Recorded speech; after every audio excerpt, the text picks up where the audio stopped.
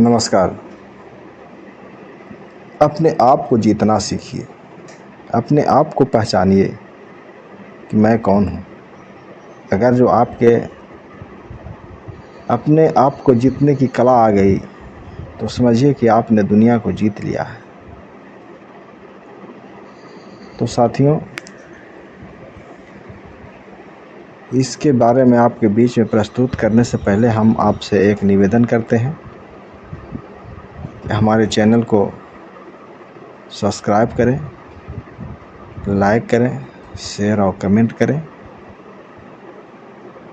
ताकि हमें भी हौसला मिले। अगर जो आप हमारे चैनल को सब्सक्राइब करते हैं तो हमें बहुत हौसला मिलता है, साहस मिलता है कि हमारे चैनल को भी आपने सब्सक्राइब किया है।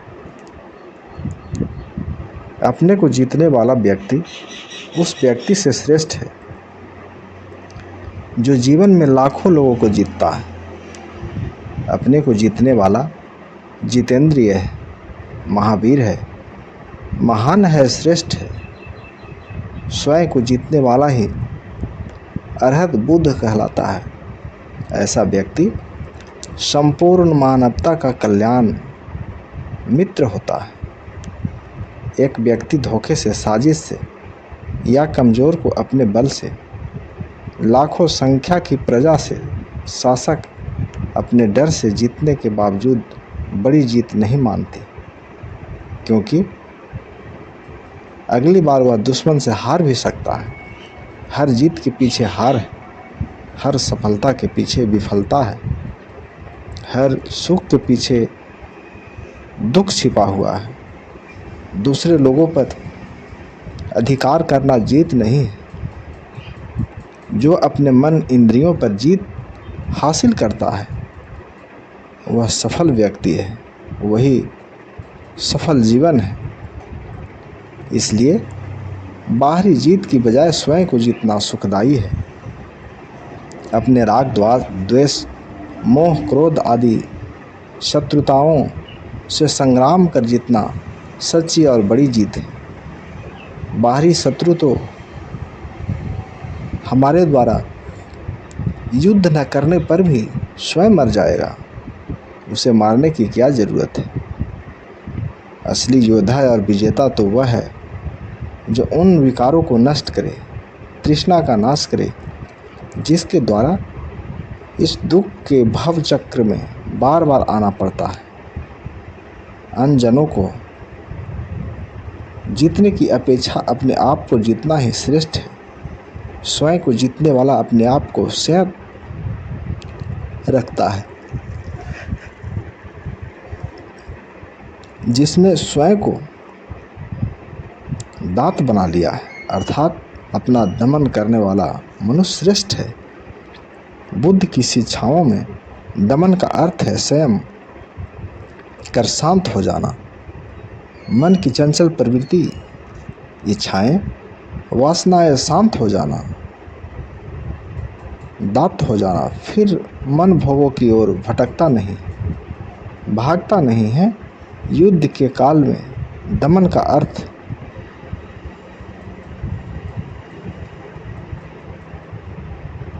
मन की गतिविधियों, मन में पैदा होने वाला विचारों संबंधित था। दमन का अर्थ इंद्रिय सुख की इच्छाओं, वासनाओं पर संयम से संबंधित था। उस समय दान का अर्थ किसी विचार या विकार को दबाना नहीं था। बुद्ध के समय दमन का अर्थ था ध्यान साधना द्वारा मन की चंचलता को समझना, इच्छाओं को साक्षी भाव से देखना, सही गलत की समझ पैदा करना। ऐसी जागृत प्रज्ञा से धीरे धीरे इच्छाएं, कामनाएं शांत हो जाती है। मन स्वतः शांत हो जाता है, दांत हो जाता है। और ऐसा मन को बदलने से नहीं बल्कि सजगता, समझ, जागरूकता और प्रज्ञा से होता है। पहले मन सुख भोगता रहता है। दमन के बाद मन ने उसका परिणाम अपने अनुभव से देख लिया, समझ लिया और स्वयं की भलाई के लिए शांत हो जाता है। जो अपने आप को नित्य संयत रखता है वह विजेता है। यहाँ भगवान बुद्ध ने साइंस के साथ नित्य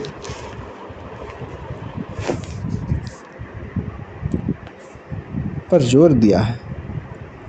इच्छाओं पर हर दिन हर पल शर्त रखना, हर क्षण सजग रहना, मन में पैदा होने वाले क्रोध, घृणा, लोभ, काम, मोह के प्रति हर पल होश में रहना, कभी कभार के नियम व्रत या पवित्रताओं से चित्त शांत नहीं रहता। यह तो हर दिन हर पल की जरूरत है। इस प्रकार के व्यक्ति की जीत को देवता, गंधर्व और ब्रह्म सहित मार भी हार के नहीं बदल सकते। अपने स्वयं अहंकार, मैं, मेरा के झूठे भावों पर जीत की श्रेष्ठता जीत है। यह संसार अपने दुखों से हारे हुए, अपने बेकाबू मन से हारे हुए दुखी निराश लोगों की भीड़ है। ऐसी प्रजाओं को जो जीत ले तो भी व्यर्थ है, जिससे कोई सार नहीं। जो व्यक्ति अपने आप को नहीं जीत सकता है वह दूसरों को क्या जीत पाएगा। और धोखे से ज़बरदस्ती अपने से कमज़ोर को दबा देना जीत नहीं है। वह तो सामने वाले में क्रोध, घृणा और बैर ही पैदा करेगा। लेकिन जो स्वयं को जीत लेता है वह संसार में प्रेम, करुणा, मैत्री और शील, समाधि, प्रज्ञा की सर्वोत्तम सुगंध फैलाता है। जिसने इस अवस्था को प्राप्त कर लिया है उसका देवता, गंधर्व और मार तो क्या ब्रह्मा तक कुछ नहीं बिगाड़ सकेंगे। वह बुद्ध हो जाएगा। मार का अर्थ है मन की बुरी प्रवृत्तियां, राग, प्रेम, ललचाने, बहलाने, संकल्प से भटकाने वाली मन की शक्तियां। लेकिन स्वयं को जीतने वाले, जिनको इनसे किसी प्रकार की रुकावट नहीं होती है, राग प्रेम जाल में फंसने वाले की लाखों कोशिशों व्यर्थ हो जाती है। ऐसे व्यक्ति को जीत को हार में कोई नहीं बदल सकता। जो व्यक्ति महीने महीने में हजारों लाखों रुपये का दान कर देते हैं, 100 वर्षों तक यज्ञ हवन करता रहे, दूसरी ओर अन्य व्यक्ति परिशुद्ध मन वाले संत महापुरुष की सिर्फ मुहूर्त भर ही पूजा कर ले, उसकी संगति कर ले, उसका सत्कार कर ले, तो वह 100 वर्ष यज्ञ करते रहने की अपेक्षा श्रेष्ठ पूजा है। सांसारिक ऐश्वर्य में डूबे व्यक्ति को दान देने की बजाय जो प्रेम, करुणा और मैत्री भावों से भरा हुआ है, ऐसे विवेकशील प्रज्ञावान को दान देना श्रेष्ठ है। ऐसे व्यक्ति की एक क्षण से भी बहुत सूक्ष्म मुहूर्त भरा ही पूजा श्रेष्ठ है। इसका फल भी सुखद मिलता है। विवेकशील प्रज्ञावान को दान देंगे तो फलदायी होगा। यज्ञ, हवन और कर्मकांड में समय, बुद्धि और धन खर्च करना बर्बादी का मार्ग है। 100 वर्ष तक किए गए यज्ञ की तुलना में सृजनशीलवान प्रज्ञावान व्यक्ति का एक क्षण का पूजन संगति श्रेष्ठ।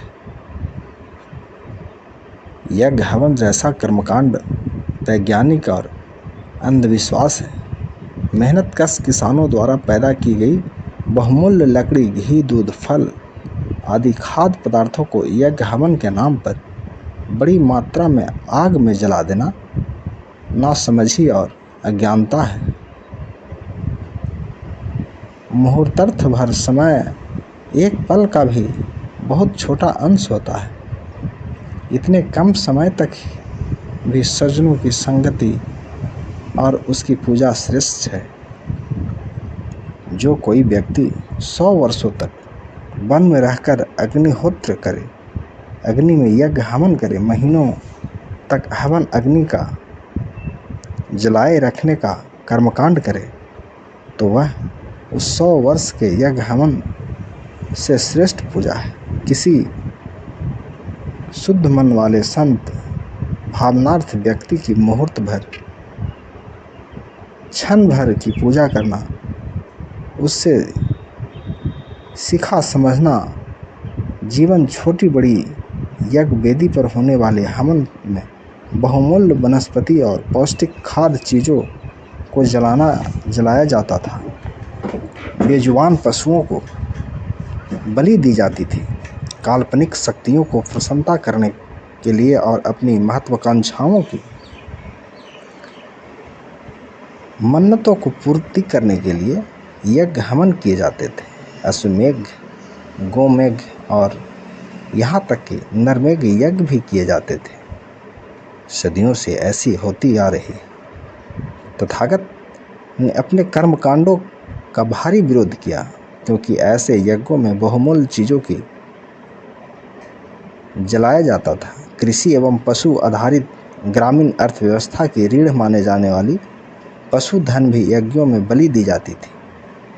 इससे अर्थव्यवस्था पर प्रतिकूल प्रभाव पड़ता था। वर्तमान में भी परंपराएं, संस्कृति एवं कर्मकांड के नाम पर ऐसी विशाल यज्ञ हवन कर बहुमूल्य चीज़ों को बर्बाद कर दिया जाता है। भले ही फलस्वरूप थोड़ा बदल गया हो। भगवान बुद्ध कहते हैं, महीने महीने 100 साल तक ऐसे यज्ञ करे तो मानव का क्या भला होगा, उल्टा नुकसान होता है। बाहर की आग में प्रकृति की सुंदर और अनमोल चीज़ों और बेजुबान पशुओं की बलि देना घोर अंधविश्वास है। यदि जलाना ही है तो मनुष्य अपने मन के राग, द्वेष, क्रोध, लोभ, मोह को जलाए। सदियों तक ऐसा करने से तो एक पल के लिए सब धर्म पालन करने वाले उस धार्मिक प्रज्ञावान व्यक्ति की पूजा करना, उससे देखना, सुनना, समझना और अभ्यास करना श्रेष्ठ है। मुहूर्त भर भी उसको पूज ले तो हर साल के यज्ञ हवन से, कर्मकांड की पूजा से श्रेष्ठ है। ऐसी सार्थक पूजा का यह एक क्षण, एक मुहूर्त मनुष्य जीवन की काया पलट कर सकता है। पुण्य प्राप्त करने से, मनोकामनाएं पूरी करने की इच्छा से संसार में जो कुछ यज्ञ हवन किया जाए, पूरे वर्ष भर किए जाते हैं, यह सब मिलकर 1/4 भाग भी महत्व नहीं रखता। 1/4 फल के बराबर भी अपने होता है। जितना कि सरल स्वभाव वाले, निर्मल चित्त वाले व्यक्ति की विशेषता है, उसके गुण स्वभाव है। इसलिए ऐसे व्यक्ति का अभिवादन ही श्रेष्ठ है। वर्तमान वैज्ञानिक युग में भी यज्ञ हवन जैसे कर्मकांड के पक्ष में कई लाख तर्क प्रस्तुत करें, लेकिन सच यह है कि यह अंधविश्वास मात्र है, जिसमें सृजन या उत्पन्न की बजाय अनमोल चीज़ों एवं जीवों को अग्नि में जलाकर स्वाहा किया जाता है। ऐसे कर्मकांडों से मनुष्य के दुखों का अंत नहीं हो सकता, जिससे दुख शांति की कामना करना व्यर्थ है। सच्चाई के मार्ग पर चलने वाला सदाचारी संत प्रज्ञावान के गुणों का अभिवादन करना बेहतर है, श्रेष्ठ है। जो विनम्र, अभिवादनशील है और नित्य बड़े बूढ़ों की सेवा करता है, उनकी ये 4 बातें बढ़ती है: आयु, वर्ण, सुख और बल, शक्ति। जो विनम्र, अभिवादन, विनम्र, सब गुणों की खान है।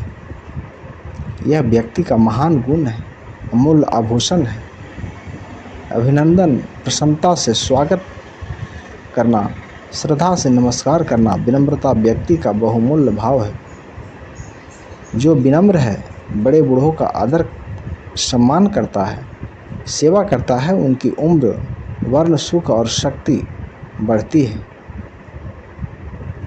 यह स्वाभाविक है कि जो विनम्र स्वभाव का होता है वह हर समय प्रसन्न रहता है, वह स्वस्थ रहेगा, क्योंकि मन और शरीर का गहरा संबंध है। स्वस्थ व्यक्ति की उम्र भी अपेक्षाकृत अधिक होती है। वर्ण भी करना और वर्ण बढ़ता है। यहाँ वर्ण का व्यक्ति के रंग के संबंध में नहीं है।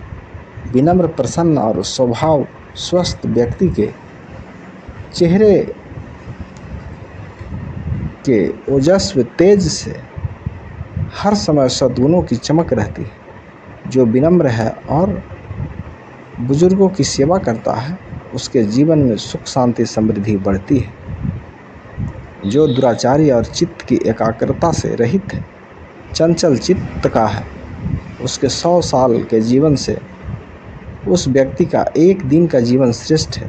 जो सदाचारी, शीलवान और ध्यानी है, उनका जीवन महान है। कोई व्यक्ति कितना लंबा जीवन जिए यह मायने नहीं रखता, बल्कि महत्व उसका है कि जीवन कितना अच्छा, सार्थक, प्रेरणादायी, परोपकारी है। जीवन की लंबाई का कोई मतलब नहीं यदि मनुष्य प्राणी जगत के कल्याण के लिए काम नहीं किए तो व्यर्थ है। जो चित्त को एकाग्र करने का अभ्यास करता है, ध्यान साधना के महत्व को समझता है, जो इंद्रिय सुख को पाने की इच्छाओं पर संयम रखता है, जो प्रेम, करुणा, मैत्री भावों से भरा रहता है, ऐसे शीलवान और ध्यानी एक दिन जीना भी श्रेष्ठ। उनका जीवन अर्थपूर्ण है। भगवान बुद्ध की देशना में शील का अर्थ बिल्कुल अलग है। शील का अर्थ चरित्र है, कतई नहीं है। चरित्र ऊपर से थोपा जाता है। समाज के नियमों के तहत चरित्र भी भाषा तय की जाती है। बुद्धिवाणी में शील यानी सदाचार, मोरलिटी। शील वह जीवन शैली है जो व्यक्ति के स्वयं के ज्ञान और अनुभव से पैदा होता है। ज्ञान, ध्यान और शील का गहन संबंध है। ये सिक्के के दो पहलू हैं। शील में ध्यान साधना और निर्मल चित्त की सुगंध होती है। इसलिए भगवान बुद्ध चरित्रवान की बजाय शीलवान होने की देशना देते हैं। ऐसे विनम्र, शीलवान, ध्यानी व्यक्ति का एक दिन का जीवन भी दुराचारी और चित्त की एकाग्रता से रहित व्यक्ति से 100 साल के जीवन से श्रेष्ठ है। दुष्प्रज्ञ, प्रज्ञानशाली विहीन, अज्ञानी चित्त की एकाग्रता से रहित अशांत मन के व्यक्ति से 100 साल के जीवन से प्रज्ञावान, शीलवान और ध्यानी व्यक्ति का एक दिन का जीवन श्रेष्ठ है। बुरे विचारों वाला, अशांत मन वाला व्यक्ति लंबी उम्र जीकर दोतरफा नुकसान करता है और अपना दूसरों का। संपूर्ण प्राणी जगत में मनुष्य बुद्धिमान, विवेकशील प्राणी है। अन्य मनुष्यों में अच्छे बुरे, सही गलत की समझ ज़्यादा विकसित नहीं होती, इसलिए उनसे कोई बड़ा अहित नहीं होता है। लेकिन मनुष्य अपनी प्रज्ञा, विवेक से स्वयं और दूसरों का बड़ा भला कर सकता है। इसके विपरीत प्रज्ञाविहीन व्यक्ति स्वयं और दूसरों का भी अहित, बुरा, अकल्पनीय कर सकता है, अकल्याणकारी भी कर सकता है। जो व्यक्ति दुष्प्रज्ञ है, दुराचारी है अशुद्ध तथा अशांत चित्त वाला है, ऐसे व्यक्ति का लंबा जीवन व्यर्थ है, सभी पर बोझ है। मन, वाणी और शरीर से कुशल कर्म करने वाले शक्तिवान प्रज्ञावान का एक दिन का और एक क्षण का जीवन श्रेष्ठ है। आलसी, निकम्बे, उद्योग विहीन व्यक्ति के 100 वर्ष के जीवन से दृढ़तापूर्वक परिश्रम उद्योग करने वाले उद्यमशील का एक दिन का जीवन श्रेष्ठ है। भगवान बुद्ध ने गृहस्थ हो या परिवारजक, भिक्षु भिक्षुणी सभी को अप्रमाद, उद्यम, श्रम, ध्यान साधना, वीरवान होने की देशना दी है और आलस, प्रमाद, निकम्मेपन, उद्योग विहीन को व्यक्ति के विनाश का कारण बताया है। तथागत ने गरीबी दरिद्रता का कभी महिमा मंडन नहीं किया, बल्कि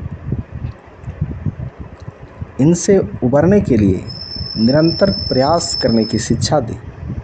परिवारजक को निर्माण पथ पर ध्यान साधना का उद्यम करने की शिक्षा दी। आलस का अर्थ सिर्फ शारीरिक श्रम से भी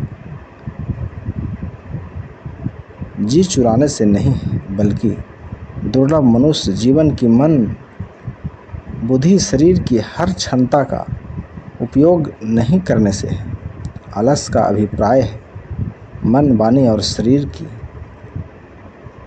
अकर्मण्यता, अर्थ की बातों में जीवन बर्बाद करना।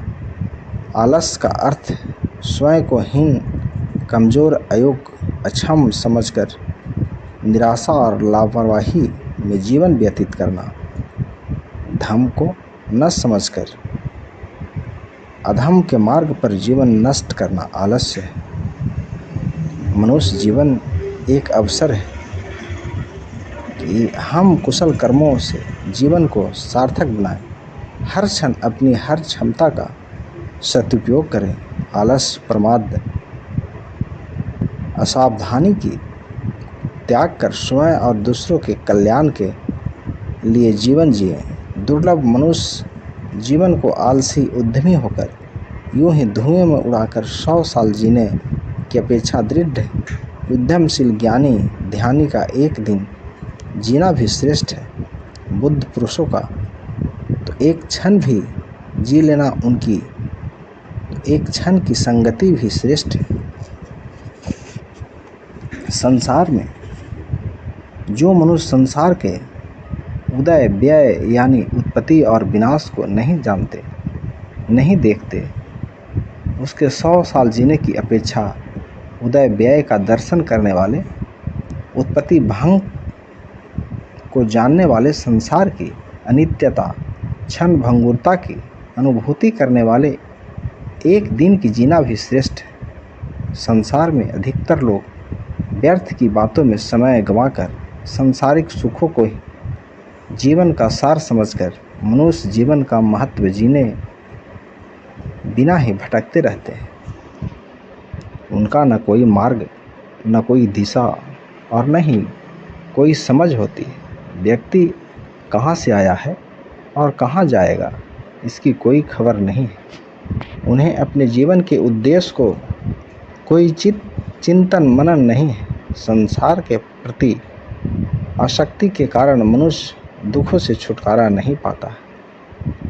हमारे मन और शरीर के 5 स्कंध हैं। वे आधार हैं रूप, वेदना, संज्ञा, संस्कार और विज्ञान। ये 5 तत्व या समुच्च मन और शरीर के अस्तित्व को जोड़ते हैं। उनकी अनुभूति या मनन करने से यह ज्ञान होता है कि हर क्षण शरीर में उदय व्यक्त यानी उत्पत्ति और नाश होता है। शरीर की अनित्यता की बोधि होती है। संसार में सब कुछ हर क्षण परिवर्तन होता रहता है, उत्पन्न हो रहा है और विनाश हो रहा है। प्रिय अप्रिय प्राणी, वनस्पति पदार्थ सभी विनाशशील है। जो व्यक्ति संसार की क्षण भंगुरता को देख नहीं पाता, अनित्यता का अनुभव नहीं कर पाता, वह भौतिक सुखों को पाकर प्रसन्न होता है और प्रतिकूल परिस्थितियों में दुखी होता है। लेकिन जो पल पल रो रहे उत्पन्न